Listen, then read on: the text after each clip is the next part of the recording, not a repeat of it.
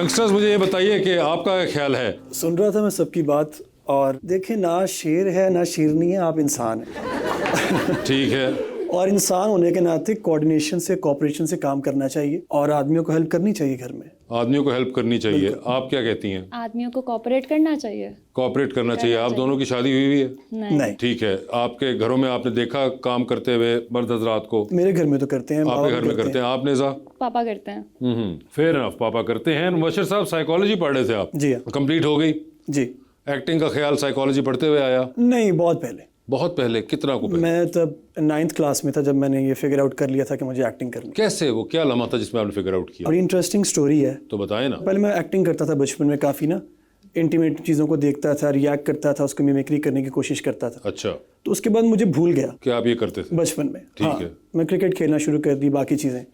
तो फिर मेरी एक कज़न आई और उन्होंने मुझे ऐसे पुकारा कि हीरो वो करके दिखाओ ज़रा मुझे। तो मुझे एकदम से याद है, मैंने कहा यार ये था मुझ में। तो मैं गया, मैंने शीशे के सामने देखा खुद को और कुछ एक्सप्रेशंस दिए। तो मैंने कहा यार ये तो थोड़ा बहुत तो आता है, इस पे मेहनत करें तो कुछ हो सकता है। तो बस उस दिन मैंने डिसाइड किया कि एक्टर बनना है। अच्छा, 9th के अंदर आप थे उस वक्त? जी। ठीक है। आपने मॉडलिंग के बारे में ऐसा कोई डिसाइड किया? कज़न आई आपकी? नहीं, कज़न तो नहीं आई, लेकिन मैंने ऐसे किया था कि ग्रेजुएशन के बाद फ़ौरन से मुझे हुआ शौक था पिक्चर्स का देखने का, मैगजीन्स वगैरह मैं अक्सर देखती थी, टीवी शोज देखती थी। तो मुझे एक फ्रेंड ने बोला था और उसके लिए मैंने एक छोटा सा प्रोजेक्ट किया था। उसके बाद मेरा दिल किया कि मैं इसको आगे कंटिन्यू करूँ। अच्छा, और कंटिन्यू हो भी गया? कंटिन्यू किया, लकीली।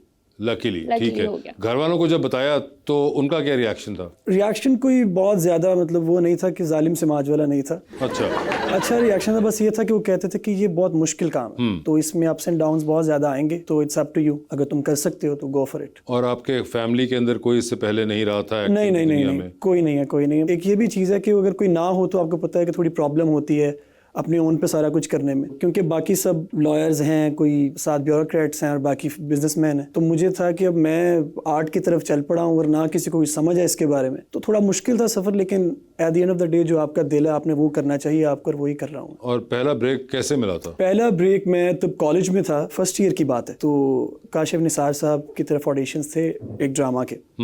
तो मेरे एक सीनियर थे, उन्होंने मुझे कहा कि आप जाए वहाँ पे ऑडिशन है और आप वो ऑडिशन दें, क्योंकि मैं थिएटर पहले से कर रहा था, काफ़ी ज़्यादा प्लेस कर चुका था और ऑडिशंस भी पूरे लाहौर में जहाँ पता चलता था मैं चला जाता था। तो काशिफ निसार साहब के पास मैं गया और फिर 3-4 दिन मेरा ऑडिशन चला, 27-28 लड़के थे उनके साथ। तो उसके बाद फिर मैं सिलेक्ट हो गया। वहाँ से सिलेक्ट होके आप आए थे और आपके दोस्त ने कहा था? हाँ, उन्होंने बेसिकली मुझे एक अपने ही छोटे से प्रोजेक्ट के लिए, यूनिवर्सिटी का था, उनके BNU से वो थे, तो उन्होंने ऑफ़र किया था, मैंने उसको कंटिन्यू किया था। उसके बाद उन्होंने कहा कि तुम कर सकती हो, तुम फोटोजेनिक हो, तुम कर सकती हो। उन्होंने आगे रेफ़र किया था और उसके बाद मुझे पता नहीं था मैं कर लूँगी, बट हो गया। ज़बरदस्त। तो अब इसी पे हमारे कुछ सवालात भी हो जाएं जो कि अवाम आपसे पूछना चाहती है। तो जी, आप लोगों के सवाल। जी मैडम प्लीज़। अस्सलाम वालेकुम, मेरा नाम आमना है और मेरा क्वेश्चन सर से है कि गुजरांवाला से निकल कर जीसी लाहौर का हिस्सा बनना और फिर उसके बाद ड्रामा इंडस्ट्रीज में आना, ये सफ़र कैसा था? अच्छा ही था, अगर कहानी बन गई है तो अच्छा ही था। जैसे आपने सवाल किया कि वहाँ से निकलना और जाना और टेलीविज़न तक आना, ड्रीम था मेरा और वो पूरा हो रहा है, तो I am thankful to God. और गुजरांवाला से आपका ताल्लुक है? जी हाँ।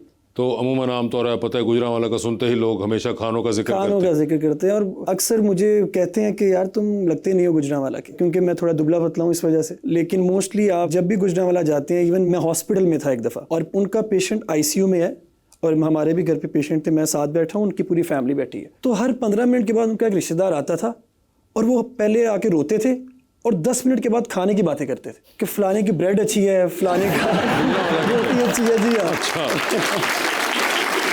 मगर आपको नहीं है शौक? मुझे है, लेकिन मुझे वो वाला नहीं है कि लाइक आप बहुत ज़्यादा फैट गेन कर लें, और वो चीज़ें नहीं है। मैं फिटनेस में हूँ तो वो थोड़ा बस अच्छा उतना ठीक। आपको है खाने पीने का शौक? बहुत ज़्यादा। लग क्यों नहीं रहा? लगता नहीं, मुझे भी नहीं लग रहा कि आपको खाने का शौक है। नहीं, आई स्वेयर मुझे बहुत शौक है। और कितना को खा लेती हैं एक गो में, पहले बताएं। देखें, मैं आपको एक बात कहूँ, मैंने अपना ओवर ईट कंट्रोल किया हुआ है। जो लेट नाइट क्रेविंग्स हैं ये मेरी बहुत ज़्यादा हैं। अच्छा। और मैं 12 बजे के बाद बिल्कुल नहीं खाती। अच्छा। मुझे लगता है कि मेरा जो फेस है ना वो चबी हो जाता है। ओके, मगर आपको क्या पसंद है खाने में? मुझे ज़्यादा मटन, बीफ, चिकन में कुछ हो जाए एज कम्पेयर टू वेजीज। अच्छा, तो कितना आपने आज तक खाया होगा जो आपका ख्याल से मैंने एक दिन बहुत ओवर ईटिंग कर ली? समरी देती हूँ, स्टार्टिंग में थोड़ा खाती थी, ये कोई 4-5 सालों से बहुत ज्यादा हो गया। हाँ, लेकिन वो लग नहीं रहा कि आप बहुत ज्यादा भी खाती अब होंगी। मॉडल्स तो पतली होती हैं ना, हाँ नहीं, मगर कैसे होती हैं ये मेरा सवाल है। कुछ डाइट करती हैं, मुझे डाइट नहीं करनी पड़ती। आपको डाइट भी नहीं करनी डाइट पड़ती नहीं है, करनी। मजीद जुल्म आप कर रही हैं इस पूरी बात में। नहीं नहीं, डाइट नहीं करनी पड़ती, सिर्फ मीठा कंट्रोल करना पड़ता है। क्योंकि एक्सरसाइज करती हैं या नहीं? अब वॉक कर लेती हूँ,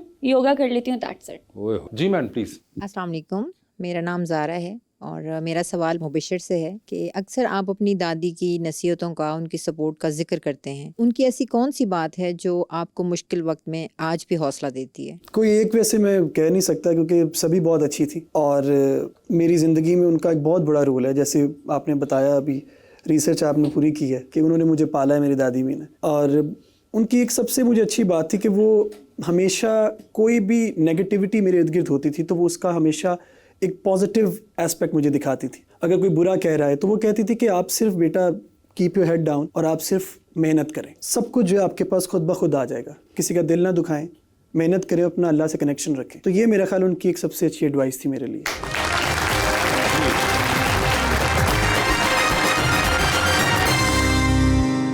वेलकम बैक जी। अस्सलाम वालेकुम, मेरा नाम ईमान सेठी है। मेरा क्वेश्चन मैम से है, ज़िंदगी में ऐसी कौन सी चीज़ या बात है जिसमें इज़ा खान को सबसे ज़्यादा डर लगता है? सबसे ज़्यादा डर इस वक्त जो भी करंटली भी सिचुएशन है, मुझे अपने फादर से दूर जाने से बहुत डर लगता है। ओके। आजकल उनकी तबीयत भी नहीं ठीक है और मैं खुद भी काम पे फोकस करना, मॉडल्स के लिए ऑन स्क्रीन कैमरा के आगे जाना भी बहुत मुश्किल होता है अपने इमोशंस को कंट्रोल करके। तो जो फैमिली होती है ना, उसके लिए आप जब कर रहे होते हो, काम कर रहे होते हो, तो उनको पीछे से भी देखना और अपने आप को खुश रखना बहुत मुश्किल होता है और मैं अपने फादर को खोने से बहुत डरती हूँ। जी जी पूछिए। अस्सलाम वालेकुम, मेरा नाम बिस्मा है। मेरा क्वेश्चन सर से है कि आप सज्जर अली के फ़ैन थे, अब सज्जर अली के साथ काम करने का एक्सपीरियंस कैसा रहा? सज्जल is a very very wonderful actress और बहुत अच्छा एक्सपीरियंस था। जितना भी टाइम हमने साथ काम किया, स्क्रीन शेयर की, on end of screen, she is overall a very very good human being and a very good actor. हमारा अगला सेगमेंट और करें पोस्ट, और उसमें देखते हैं कि आप लोगों ने क्या पोस्ट किया है। ठीक है, दिखाइए जी जरा। आप लिखते हैं you are just a product of loveliness. Yeah, love yourself, right? आप किसको कह रहे हैं? ये रेडियो का जिक्र हो रहा है? नहीं रेडियो का नहीं हो रहा। I am just telling people कि आप जो है प्रोडक्ट है लवलीनेस का। अच्छा, लोगों को ही कह रहे हैं? जी हाँ। तो उसमें इसका रेडियो का क्या ताल्लुक है? ये तो एक पिक्चर के लिए है रेडियो। मतलब बात आप कुछ और कर रहे हैं, तस्वीर आपने रेडियो की डाल दी है। ये तो फोटोशूट के लिए। एक्चुअली रेडियो में से आवाज़ आ रही है, वो स्लो है, मेरे कान में आ रही है, वो देखे ना यूं, तो वो मुझे बता रहा है यूर प्रोडक्ट ऑफ लवलीनेस। अच्छा, वो रेडियो ने आपको बताया, आपने आगे लोगों को बता दिया। ठीक है जी, दिखाइए भाई आगे क्या कह रहे हैं। सोल्स क्वाइट डांस, या रूह का खामोश रक्स। जी हाँ। ये अब बताइए क्या इसका इस तस्वीर से ताल्लुक? इस तस्वीर से ताल्लुक है, अगर आप गौर से इन आंखों को देखें जी जी, तो इनमें नजर आ रहा है कि ये शख्स जो है स्पिरिचुअली कनेक्टेड है और कंटेंट है, तो इस वजह से मैंने लिख दिया शायद। अच्छा, आपको भी यही नजर आ रहा है? आंखें बोलती हैं? इनकी बोल रही हैं? बिल्कुल बोल रही हैं। ठीक है सर, आपकी आंखें बोल रही हैं। शुक्रिया। ठीक है।